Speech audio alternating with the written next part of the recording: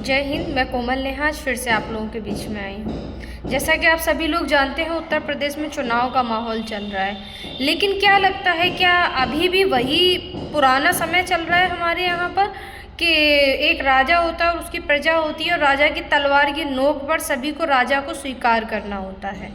शायद कुछ लोग पार्टी में आकर नेता बनकर ये भूल गए हैं। वो मैं किसी पर्टिकुलर एक पार्टी के लिए नहीं बोल रही हूँ, क्योंकि खबरें सभी के लिए आ रही हैं। तो इस तरीके की बात अगर सामने आ रही है तो बहुत ही शर्मनाक है, क्योंकि अब जो समय है वो लोकतंत्र का समय है हमारे यहाँ पर और बहुत समय से चला आ रहा है। लेकिन उसके बावजूद भी लोग समझ रहे हैं, नेता जो हैं, जो पार्टी के लोग हैं, वो ये जो सरकारें हैं वो ये सोच रही हैं कि वो राजा हैं और हम बाकी सारी लोग प्रजा है जो कि अपने लिए फैसला नहीं ले सकती।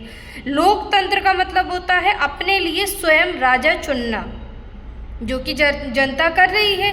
लेकिन अब उस जनता को रोकने के लिए आप लोग क्या उन्हें मार देंगे, या उन्हें रोकने के लिए आप लोग उन्हें वोट नहीं डालने देंगे? अगर ऐसा कर रहे हैं तो आप राजा क्या, बल्कि आप एक सैनिक बनने के भी लायक नहीं हैं। तो अगर आप ये सोच रहे हैं, कोई किसी भी पार्टी का कोई भी व्यक्ति हो, अगर वो ये सोच रहा है कि वो नेता बन जाएगा सिर्फ एक बड़ी लाल बत्ती की गाड़ी में घूमने से, कुर्सी पर बैठने से, हुक्म चलाने से कोई नेता नहीं बनता है। नेता वो होता है जो लोगों की बात को सुने और लोगों के दर्द को, लोगों की तकलीफ़ को, लोगों की खुशी को, हर एक बात को छोटी से लेकर बड़ी सब कुछ समझे और उसका समाधान करने की कोशिश करे, और जहाँ तक हो सके उसका समाधान करे।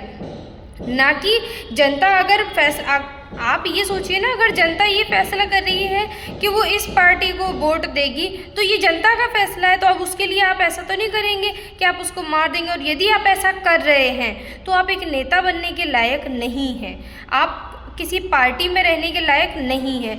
तो जनता को किसको चुनना है, जनता का अधिकार है, क्योंकि वो लोकतंत्र के समय में अपना वोट डाल रहे हैं। लोकतंत्र का समय चल रहा है ये अभी।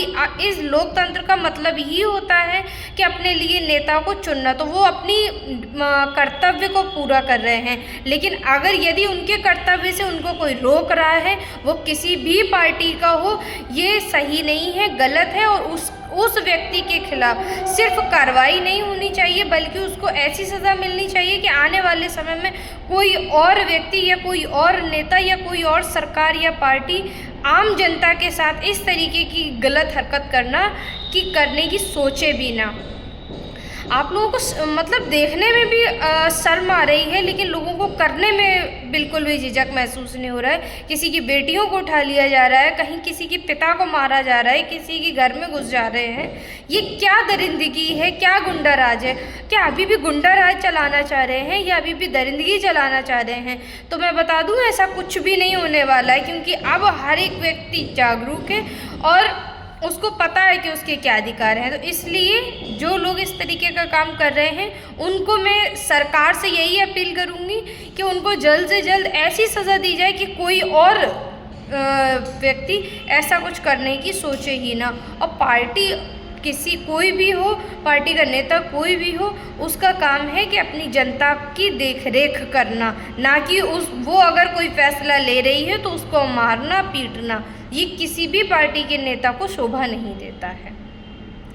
तो मैं आप लोगों से यही अपील करूँगी कि इस तरीके की गुंडा राज को बढ़ावा ना देकर लोकतंत्र की ओर बढ़ें, जिस तरीके से बढ़ना चाहिए। एक अच्छा नेता बनना है तो एक अच्छा नेता बनने के लिए जनता की बात को समझें और उसके हर एक फैसले का सम्मान करें। फिर वो चाहे वो आपकी पार्टी को वोट दे या ना दे। वोट से मतलब नहीं है, मतलब है कि वो व्यक्ति ने अगर मान लीजिए दो पार्टी के कोई नेता खड़े हुए हैं और जनता ने ये कहा कि मैं इनको वोट दूंगी, कुछ कह रहे हैं मैं इनको वोट दूंगी, ये जनता का फैसला है। लेकिन नेता का काम है कि दोनों के फैसले को सराहना। तो अगर आप नेता बनना चाहते हैं तो नेता के कर्तव्य भी समझें। तो मैं आप सभी से यही कहूँगी कि आप लोग इस तरीके की जिस तरीके की घटनाएं हो रही हैं वो और ना हो, बल्कि अपने अपने कर्तव्यों को सभी को समझना चाहिए। शुक्रिया। जय हिंद।